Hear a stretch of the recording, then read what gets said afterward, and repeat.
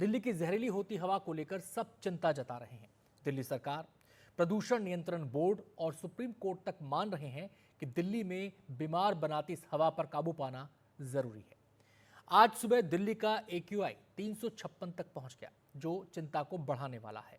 और शाम होते होते हवा कुछ सुधरी, लेकिन वो सुधार भी काफी नहीं है।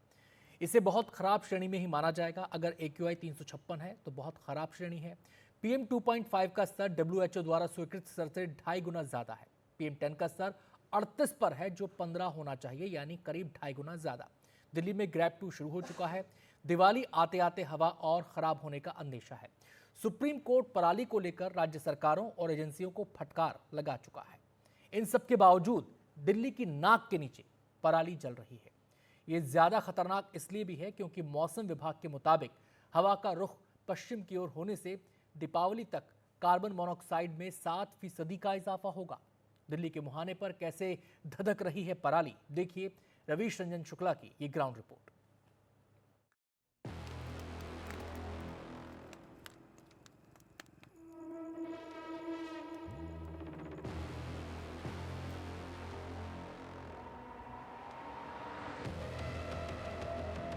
ये तस्वीर पंजाब या हरियाणा के किसी दूर दराज इलाके की नहीं, बल्कि दिल्ली की नाक के नीचे ईस्टर्न पेरिफेरल एक्सप्रेसवे की है।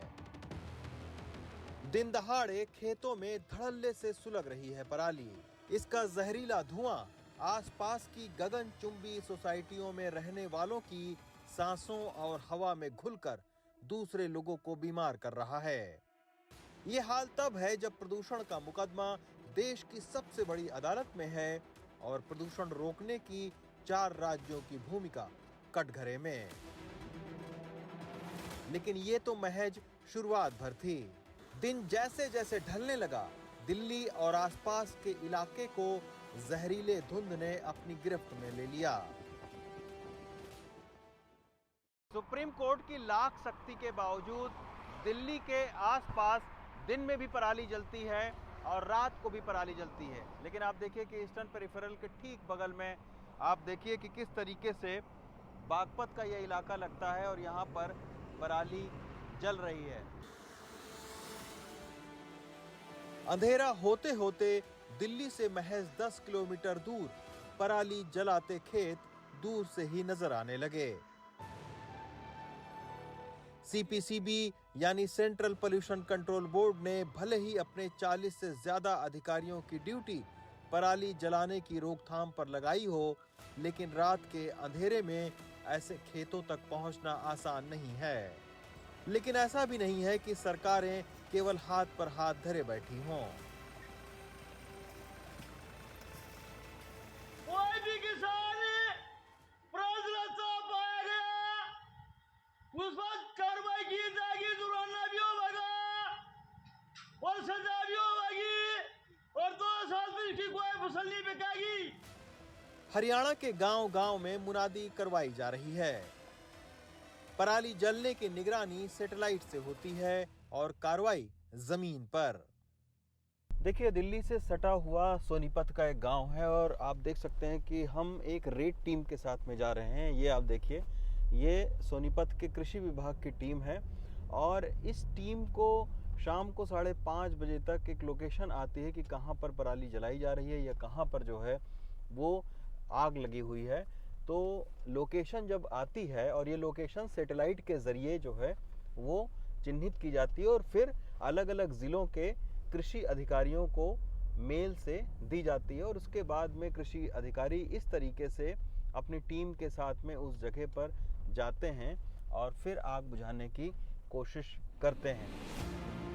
हरियाणा सरकार ने अभी पराली के मामले में कृषि विभाग के 27 कर्मचारियों को सस्पेंड किया था। यही नहीं, पराली न जले इसके लिए ग्रामीण स्तर पर निगरानी कमेटी, जिला स्तर पर कृषि विभाग की टीम और इसकी निगरानी करने के लिए CPCB का नोडल अधिकारी नियुक्त किया गया है। प्रतिदिन जो है हर्षक इसरो के द्वारा शाम को जानकारी दी जाती है। जानकारी मिलने के बाद फिर हमारे डिपार्टमेंट की टीम जो हमने हर गाँव में लगा रखी है वो उस मौके पर पहुंचकर उसकी वेरिफिकेशन करते हैं और उस वेरिफिकेशन करने के बाद यदि वहां पर आग लगी हुई मिलती है तो कानूनी अनुसार, नियम के अनुसार वहाँ पर जुर्माना किया जाता है और उसके साथ साथ जो है जरूरत पड़ती है तो एफआईआर भी दर्ज की जाती है। लेकिन ये बात भी सच है कि दिल्ली एनसीआर के प्रदूषण का ठीकरा सिर्फ पराली पर नहीं फोड़ा जा सकता, बल्कि दिल्ली में तो प्रदूषण की त्रिवेणी बह रही है।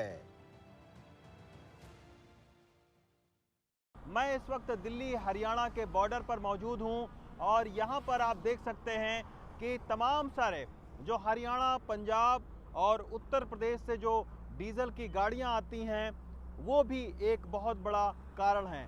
जानकारों के मुताबिक तकरीबन 12 से 15% जो दिल्ली का प्रदूषण है वो इन गाड़ियों के वजह से होता है। यही वजह है कि दिल्ली में इस खतरनाक प्रदूषण की कीमत यहाँ रहने वाले लोग चुका रहे हैं। इस साल छपी लॉन्सेट की रिपोर्ट के मुताबिक दिल्ली में हर 100 में से 12 मौत वायु प्रदूषण की वजह से हो रही है। ऐसे में सरकार को और खुद आम लोगों को सुप्रीम कोर्ट की फटकार और ठंड के मौसम का इंतजार नहीं करना चाहिए, बल्कि प्रदूषण को रोकने के लिए साल भर सख्त प्रयासों की दरकार है। सोनीपत से राम और रोहित विश्वकर्मा के साथ रवीश रंजन शुक्ला, एनडीटीवी इंडिया।